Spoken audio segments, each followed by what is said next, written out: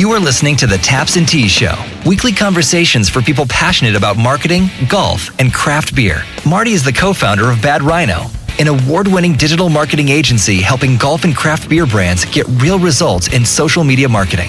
Here is your host, Marty McDonald. Welcome, everybody, to another episode of Taps and Teas, and just continuing on. I mean, like I said in the last episode, we're just interviewing good people that can help you out. You know, it's wild time in 2020, and I've been bringing on friends, people I've hired, people I work with, just to give you a little bit more insight into the marketing aspect of what's going on, as well as just good people that can help you out with networking, coaching, a variety of things. We'll get back to beer and golf, and we've been interjecting a few episodes here and there. But today I have a very special guest. He is a good friend, and in full disclosure, yes, I've hired Jim, and I still work with him for this day for the past, I think it's been 4.5 years or so. And I plan to continue on that because what Jim does is take your idea and can help you out, whatever business you're in. You know, take your expertise and create your dream business, you know, exactly what you want to do. So let me talk a little bit about who Jim is. He's a marketing and business building expert, and he has a great coaching mastermind that is awesome. He founded the Dream Business Academy. He's got Dream Business Coaching Mastermind Program. He's got a TV show on YouTube. He's got a web TV show. You can find him all over social media. But the best part about Jim is not only all the businesses that he has, but the things that he's done and the way he gives interviews on a ton of different topics and the knowledge he has. He can really make you think, and he really thinks about the one favorite thing that he always talks about is a profitable business and how to create your own dream business. He lives on a boat, and that boat might be outside of the water right now, but without further ado, Jim, you there? I am, from the parking lot of Zimmerman Marine as we talk, Marty. Hey, good to talk to you, my friend. Awesome, Jim. Did I miss anything there? I don't know. You know, did I not have all the aspects of what you've done over the years? No, I think we're good. I'm sure more will come out. Yeah, more will come out. You know, we've been on the boat now for almost 4 years, but yeah, we've had a lot of fun. And you know, something occurred to me that I'm always teaching people how to have a dream business, live the dream lifestyle. I should probably step up and do that myself. You know, several years ago, which is kind of what we're doing now. No, I think you definitely are. I mean, I think one of the most interesting things, because we started working together and you were still landlocked. I mean, I think you were either just about to buy that boat or you had just purchased it, one or the other. And yeah, we live 2 miles from each other. I know. I was kind of excited about that. I was like, oh, wait, this guy lives right up the street. And then the next thing you know, now floating down the Atlantic every year and back and forth and doing all that. So I was like, oh, all right, well, that's cool. But I think, you know, living that way, and you're very straightforward about it and documenting all that and being able to look back on it. I mean, it's a crazy wild ride to be living on a boat. Well, you know, Stephanie, I can work anywhere I got internet. That's my biggest challenge in the floating lifestyle. But I guess about 5 years ago, Steph left her pretty high stress job and wanted to go on a big adventure. You know, we raised 4 kids. I think at the time we had 2 grandkids or maybe 3. And we had an acre and a half of grass I was tired of cutting and cutting up trees in the winter and shoveling driveways. And I was done with that. And, you know, a lot of conversations later, we said, what if we live on a boat for a year? And we kind of sold the house and bought this boat with the idea that it might be a year to a year and a half. But we've been doing it almost 4 years, Marty, because it's so much fun. And we're seeing things that you just never see from, you know, either a plane or going up and down Route 95 or something. It's just all small towns. And it's just it's kind of peaceful in a way, other than when people are grinding on your boat, but it's very peaceful. And the biggest thing, the reason we did it, and we didn't wait till that perfect opportunity where we're technically retired and ready to go, because that day may never come for a lot of people. You know what I mean? Mm-hmm. It's like, you got to take your shot.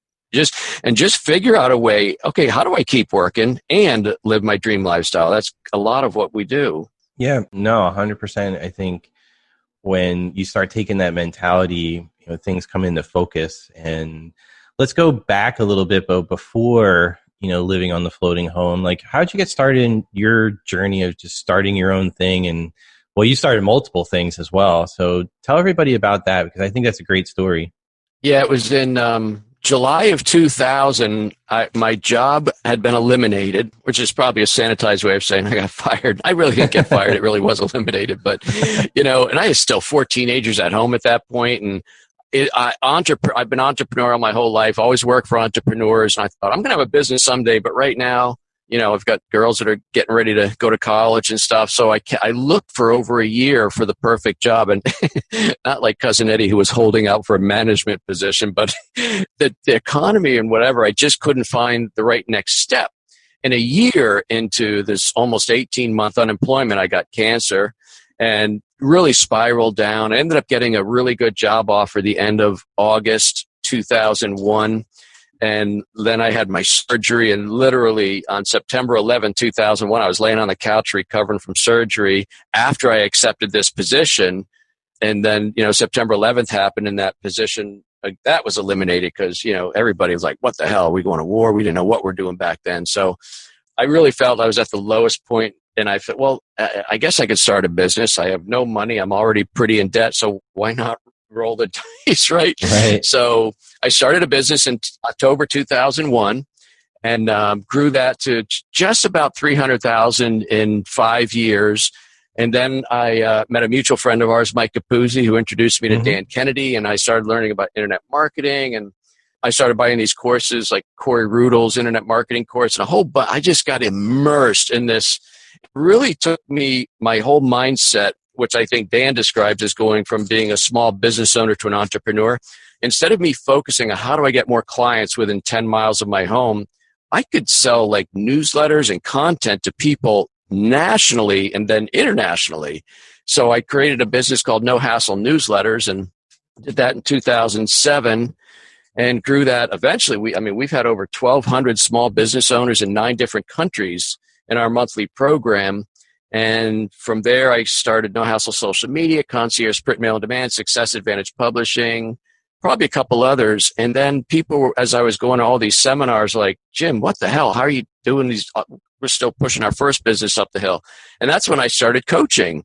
Never in the world did I think I'd be a coach. I never went to coaching school. I have no degree to coach, but I obviously have a pretty good entrepreneurial mind that if you just share it and really have a mission to serve people and help people, really, the greatest compliment my clients tell me is I'm invested in their success. It's true. I want so bad to help these people succeed.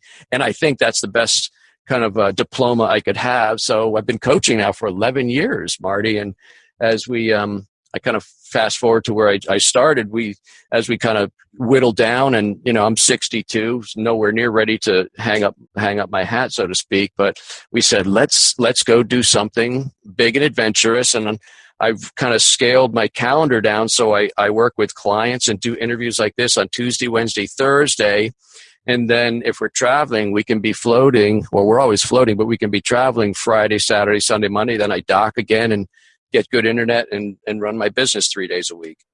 Yeah, that's awesome. And I think the coaching part with being invested in people, I mean, if anybody on this podcast, and it goes out to a list of most of you that have my book, Jim was the one that, helped me get that out there after, my agency was working with craft breweries and pushing it out there. And I think being invested in it for you as a coach is a good word in somebody else's success. And Jim, there's fits and starts when you hire a coach. I think I told Jim the first time I signed the contract, I'm like, well, we'll see if you make it a year, because I haven't had a coach that's made it past 6 months. And it's the truth. I remember that. Yeah. Well, I'll just say most of them are full of crap. Not all of them. I have 3. And they all have different things. And it took me a long time to find those, and a long time to invest and share and create that relationship. And, when the other guys hear this, they might be upset, but Jim was the one that made it easiest, I should say, because he was almost more excited about it than I was at the time, and writing that book and getting that brand out there and getting other things out there. And it's worked great. It's been profitable, and there's a ton of other ideas that I can't wait to share with Jim and get those off the ground.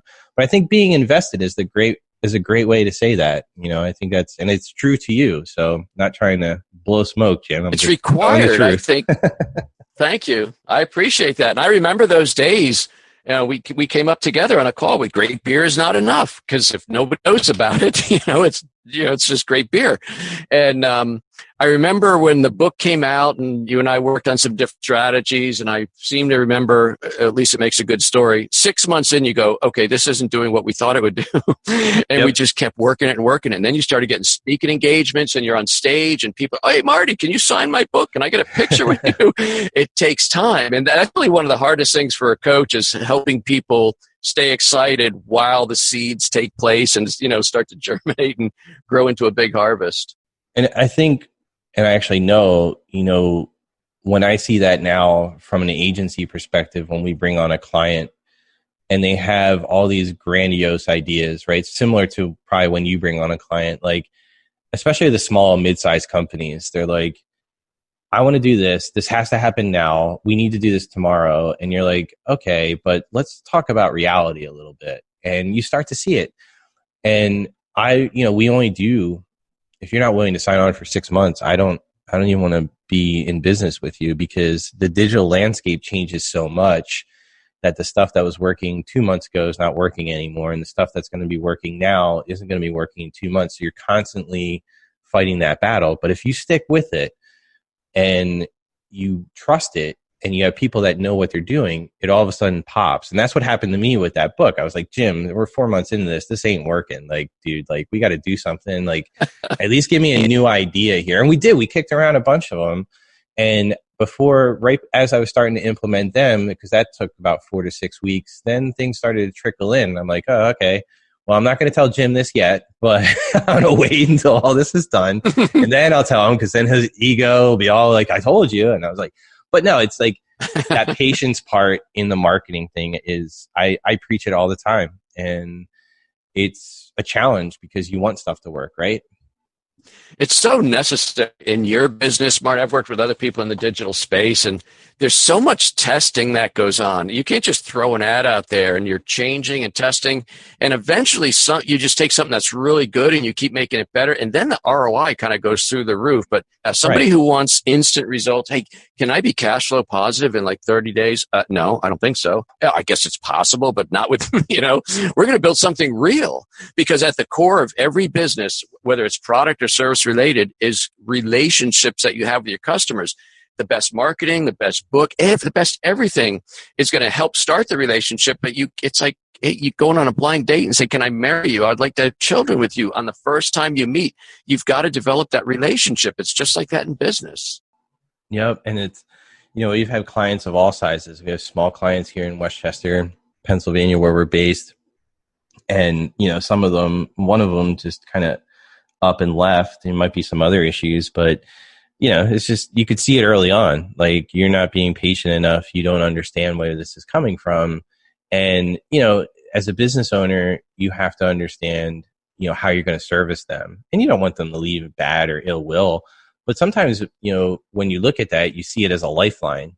And the digital landscape has changed so much. And if you're not willing to test it for 60 to almost 90 days, unfortunately now, especially with a lot of the other algorithm stuff that's come about, you're going to be dead in the water.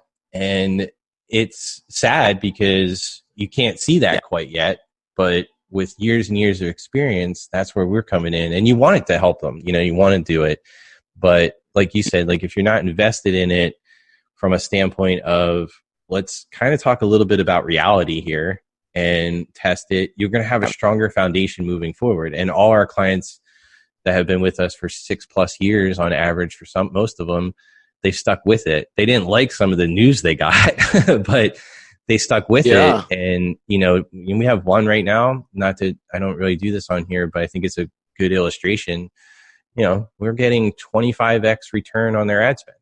And I don't say that very lightly, but that is 2.5 years of fine tuning it for their thing. So even in a pandemic, which we're in now, they're still getting massive returns because we were able to test so many things over the past 2 years. Last year, I think it was like 8.5%. This year it's at 25. Go figure, Yeah. Crazy. Yeah. But you have to be able to put that in there. Yeah, and I think whether you're in the digital space, the coaching space, or frankly, any space, the smartest thing you can do as an entrepreneur, in my opinion, is be honest and truthful. Yeah. I mean, right from the get-go. I think of some people kind of hold the cards close to the vest. Oh, let's get them signed on, and if it gets a little sticky or icky, we'll work it until it works, or we'll keep them go. I'm like, dude, this is going to take a while. And I think people could sign so many more clients initially just hoping it works out rather than being stone cold honest and saying this is going to take 3 months or it's going to take 6 months.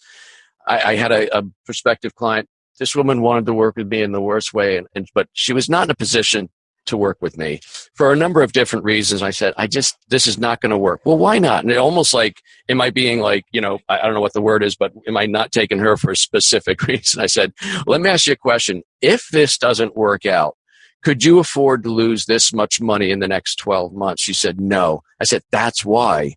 Right. I mean, my track record is really good, but I've got enough red flags in the fact that you don't have experience doing this. You're very limited on capital, et cetera. And you can't just use free marketing to get an audience. All these different reasons lead me to believe this could be really dicey for 12 months. And if this is going to put you over the edge, I don't think it's a good. So anyway, I think, and you know what, Marty, she came back to me like, I don't know, it's like 6 months later.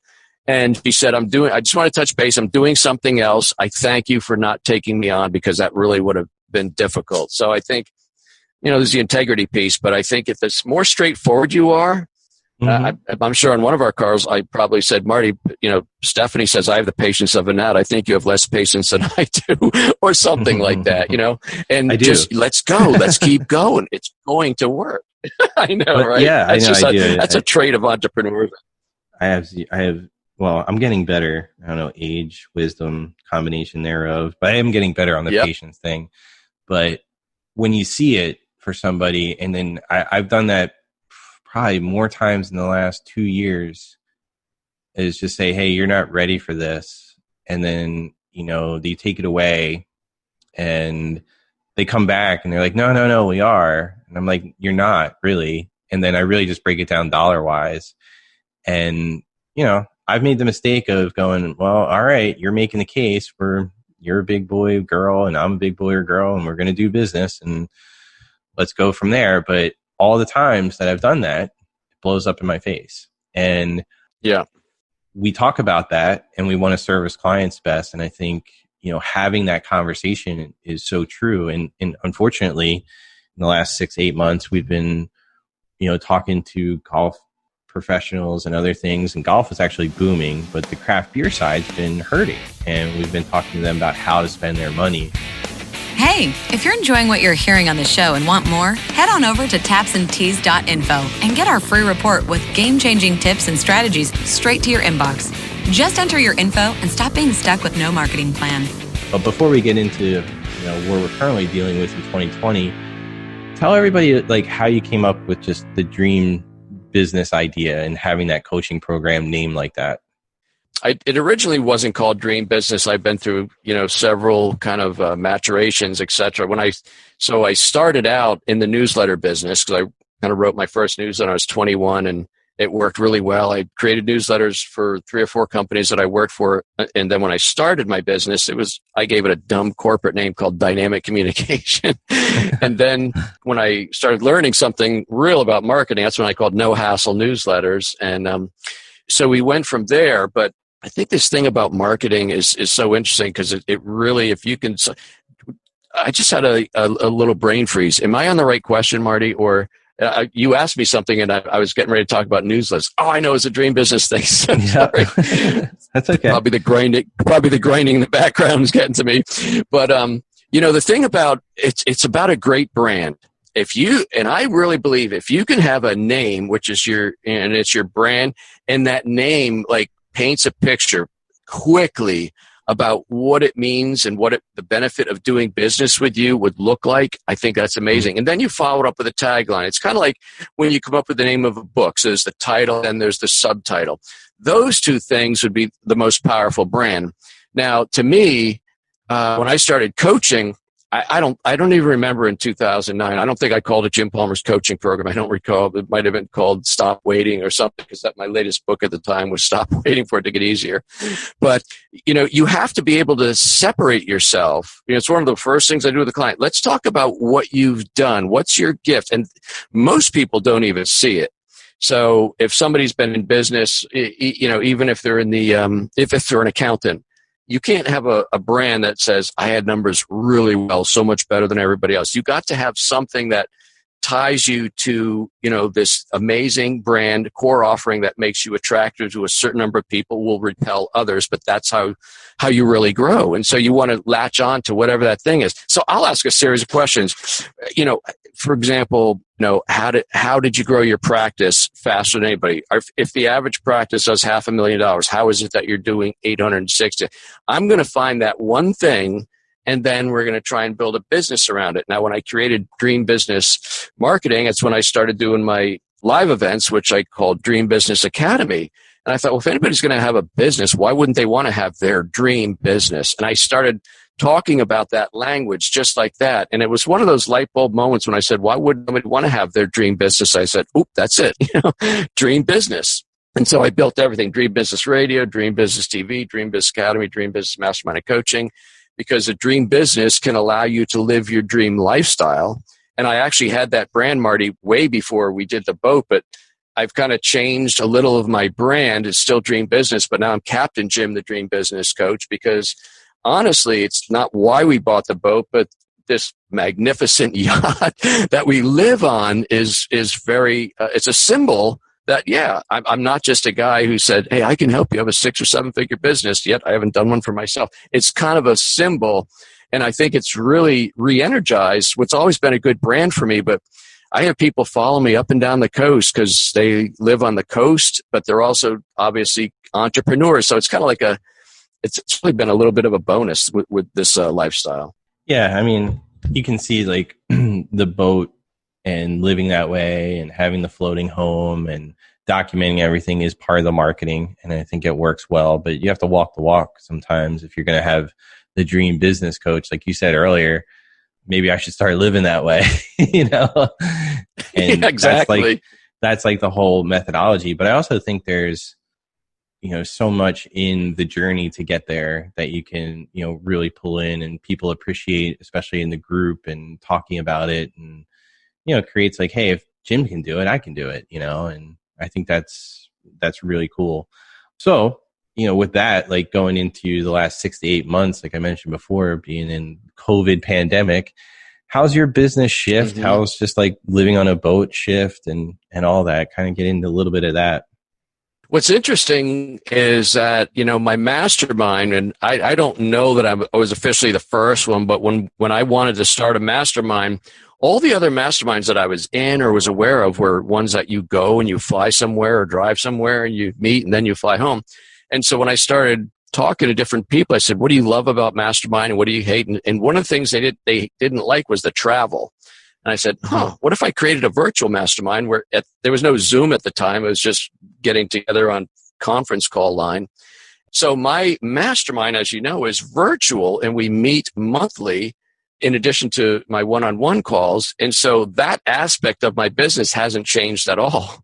When we were on the whole lockdown situation, well, Steph and I already live on the boat. So it's not like, I guess we're going to have to go live on the boat. We're already, the one benefit is we didn't spend as much money going to restaurants because they were all closed. So that was really the only kind of change. And we were stationary for 6 weeks and couldn't leave the marina we were in and things like that. But for me personally, as a coach, I've definitely, had a little, some attrition because my clients are small business owners and a few of my clients are in industries that were hit really bad, like catering, live events, putting on these corporate events. And so all of a sudden it's not like, hey, can we come up with a different marketing plan? Those businesses don't exist. I hope they come back. So, there's been a little bit of change that way. But for me personally, really hasn't been much of a change because I've been operating virtually for quite a while.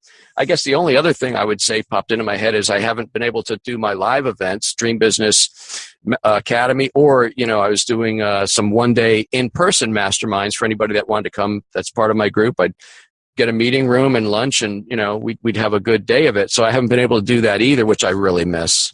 Mm-hmm. Yeah, it's tough. I mean, hopefully we can get back to that, sooner rather than later. But it's always an interesting shift in the mastermind, and you're built for that already, which was good. Exactly. Yeah. Nothing really had to change logistically, other than how I'm, still marketing and not being able to get a bunch of people in a room and things like that. Cool. Well, I'm going to shift up my final couple questions here because of your lifestyle and what you do. So I know you have the occasional beer still. Is there anything that sticks out in your head in the last few months traveling up and down the coast that you've enjoyed that you're like, oh, that was quite tasty? I'm a little bit more of a Captain Morgan kind of guy than a beer. I know but you are. I do love a good beer with barbecue. God, I know this is going to make me very, very boring, but I do love a Corona. But if we go to a local, I'm a huge fan of barbecue. And if we go to some of the southern towns we pull in, there's like this shack. There's a grill out back. We'll go over there and, I say, God, this is what I like. And they're not going to have Corona on the shelf. They got all these local beers. Just find me something that's going to go good with barbecue. So that's about my beer expertise, Marty. So I know. Yeah. That's why I was like, what I liked mostly? It's cold. It's got to be cold. There's nothing worse than warm beer. Nothing wrong with that. And I don't think you're a big golfer. Is that correct? No. You know what? It's interesting. Again, I'm 62 years old. I've never golfed once, never even tried it other than putt on vacation, which I know is not golf. But the two things that we get asked a lot are, do you fish? And I do get asked, do you golf? And I don't know. It's just, well, first of all, I've always worked really hard, and then, with 4 kids to raise, we've just been busy. And then when I started my business, the first 10 years, I worked the proverbial 80 hours a week. And, so yeah, it's one of those things. I've just never got into it. I see people do it. I know you're a huge golf fan. To me, I think part of what goes against my grain a little bit is the impatience thing, like standing around waiting for your turn. I'm sure it'd be very therapeutic. So one of these days I'll have to try it. Same thing with fishing. I mean, you sit there and you just wait for hours for the friggin' line to go bobbing up and down. And I'm like, my head's like, oh, I should go write some copy. I know it's a curse. I should go write some copy or something.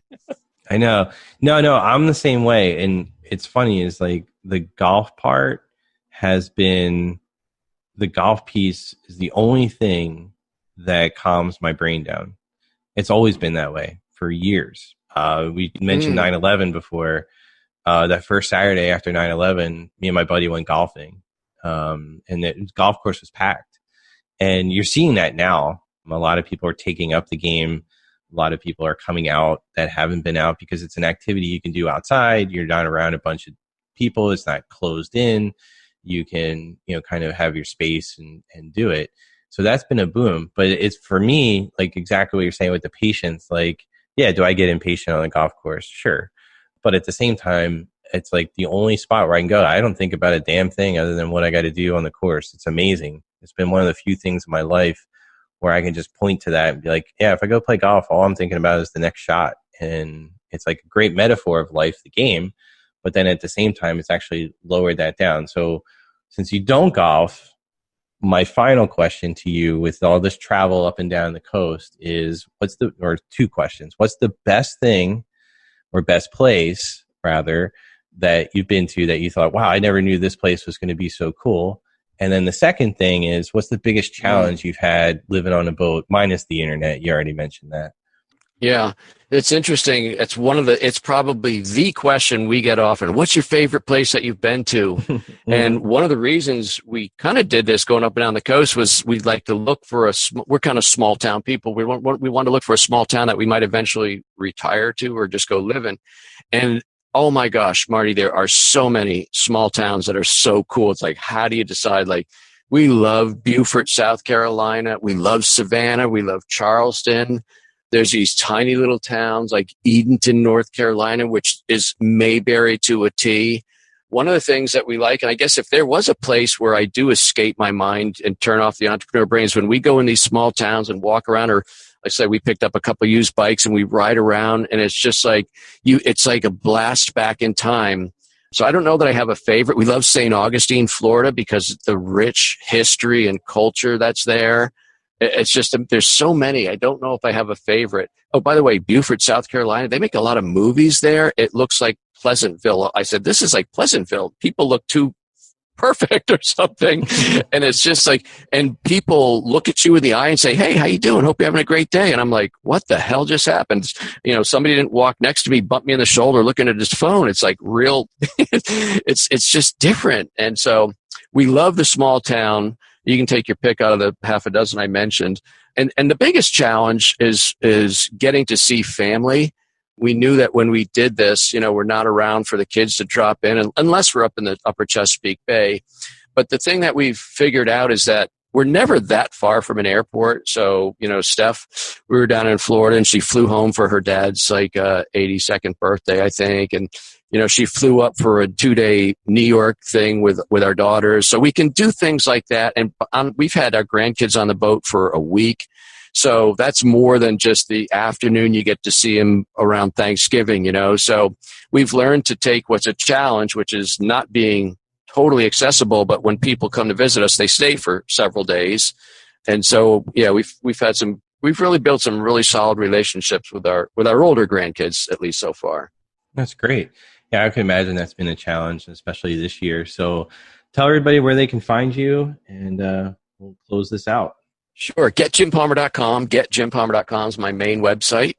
And everything links from there. I've got different books, courses, the mastermind, etc. So GetJimPalmer.com. We'll get that done.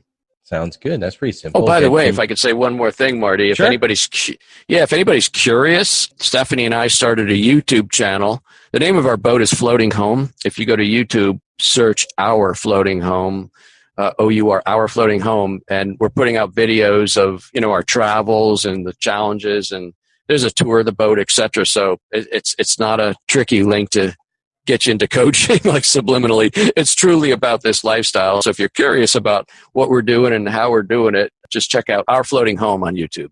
There you go. So I'm going to close this one out just a touch different, for the people that are listening. Majority of the people on here, they get it for craft beer, small business, as well as golfing professionals, whether they sell a product, they're a teaching pro, they run a golf course, or they manage a golf course. And I'm just going to let you guys know and girls know that if you're trying to figure out what you're going to do, and you're trying to figure out I have a business idea and you're not sure where to go with it, I don't do this on this podcast, but Jim is probably one of the few people that I will do this. And this is not a sales pitch. You go investigate, you go figure it out. But for me, in the last 4.5 years and working with Jim, it's changed how I look at my business, how I focus on certain things, how I build for the future. And a lot of you on here have very specialized skills, and you're trying to figure out how to make an extra, $5,000 a month, $100,000 a month, whatever that case may be.